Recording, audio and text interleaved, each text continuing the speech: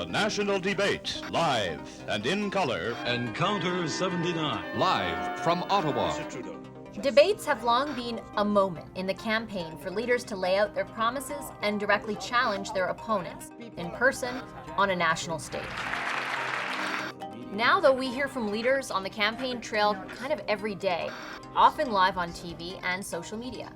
As one political scientist put it, quote, "In this new media landscape, it seems probable that debates will exert even less direct impact than they did in the 1980s and 1990s. So can they change the outcomes of elections, and how much do debates matter anyway?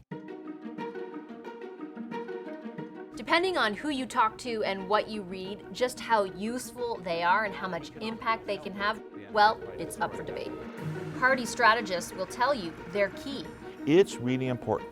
A debate is a huge inflection point in a campaign and continues to be so. I think debates do influence voters. Academics have long been researching whether that's actually true. Often, it depends on the election. We can identify certain debates that have had an impact on the bottom line of vote intention. Most debates, most of the time, however, don't have discernible impact. That's Richard Johnston. He's a political scientist at the University of British Columbia. Other political scientists agree, including Andre Blais of the University of Montreal. He says, quote, "My research suggests that debates can change vote intentions, though they often do not." Mr. Mulcair has said he doesn't think we should be in this fight at all. Debates may be the most watched event during an election, but political scientists say the majority of the population doesn't tune in. And those who do are already pretty engaged in politics. A large part of that audience is just looking for confirmation. Now, sometimes they could be looking for a kind of reassurance. In fact, academics also point out many people get their information about the debate from how it's condensed in news coverage and on social media. So, in fact, if you look at debates that do seem to change things, a lot of the change unfolds as people learn about the debate in the news stream. Be serious. Johnston says the 1988 debate is a rare example of when a debate can change the outcome of an election. He says this exchange became the pivotal moment of the campaign. I happen to believe that you've sold us out. John Turner was behind in the polls, but during the debate, he stepped toward Brian Mulroney and questioned him on the government's free trade agreement with the United States. Once a country yields its energy. We have not done Once it. a country yields its agriculture. Wrong Once again. a country opens itself up to a subsidy war with the United States Wrong on again. terms of definition, then the political ability of this country to sustain the influence of the United States to remain as an independent nation, that is lost forever, and that's the issue of this election. Mr. Turner. The PCs still won the election, but according to this paper in the British Journal of Political Science, the debate had a substantial and enduring impact on the vote. The Liberals gained at the expense of both the Conservatives and the NDP. Debates are very difficult on incumbents. They tend to be attacked by all sides, and they have something to defend. Nobody else really has much to defend. This is David Hurley. He chaired several Liberal campaigns in the early 2000s. Leaders who aren't as well known and challengers often have the most to gain. According to this study, in the 1988 debates, it was the party out of power who benefited the most. 4 years earlier, things were entirely different. Turner was the incumbent then. Mulroney went at him for carrying out his predecessor's partisan appointments. Well, I've told you and told the Canadian people, Mr. Mulroney, that I had no option. You had an option, sir, to say no, and you chose to say yes to the old attitudes and the old stories of the Liberal Party. That Mulroney moment, every time I want inspiration about a debate, I watch that moment because it's just so devastating.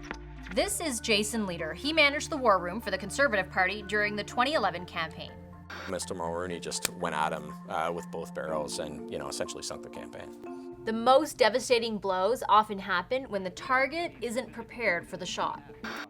Remember this debate? In 2011, Jack Layton asked how Michael Ignatieff could expect to become Prime Minister based on his attendance record in the House.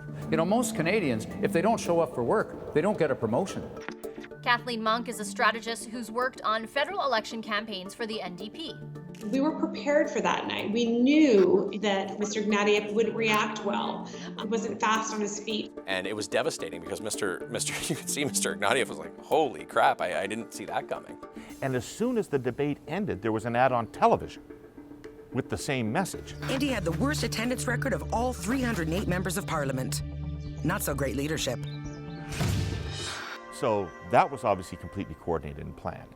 A spike in support for the NDP happened around the time of the debates, though there were other factors at play too.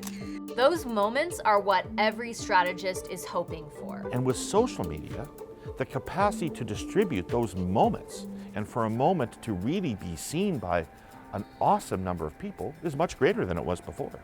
Traditional media. And that's why they say debate prep is absolutely critical. Debate prep is like going and sitting in the dentist chair for a few hours, and I gotta tell you, nobody likes to do it. Strategy is key. A few people are usually solely assigned to debate prep, and they will study the leaders, their strengths, their weaknesses, what topics might get under their skin.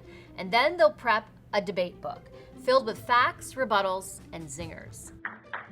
And then you have the mock debates. To give you an idea, this leaked video from Hillary Clinton's 2016 debate prep shows her campaign manager playing the role of Donald Trump.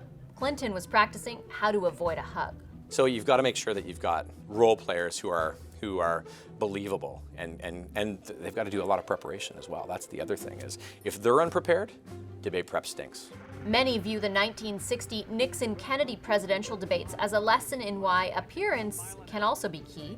Nixon had been ill, and he stood out next to Kennedy, who appeared healthy. Research indicated that people who listened to the debate on the radio thought that Nixon won, and people who watched the debate on television thought that Kennedy won. Some teams even hire body language experts to help leaders who might have physical habits or verbal tics that could cause problems. Mostly you want them to be comfortable. What an incredibly stressful, high-stakes moment that hour and a half is for those leaders. You also want them to connect with the audience. Sometimes you'll even see leaders turn to talk to the camera and address the audience directly. Let's be very clear, we have health support for our refugees and immigrants. Leader says he ran dial groups that showed people were turned off when exchanges became really negative and leaders spoke over each other. Whenever people start shouting at each other or shouting over each other, dial goes down. Like, people hate it. So you've got to prepare your people in a way that says, do not be shouting over each other.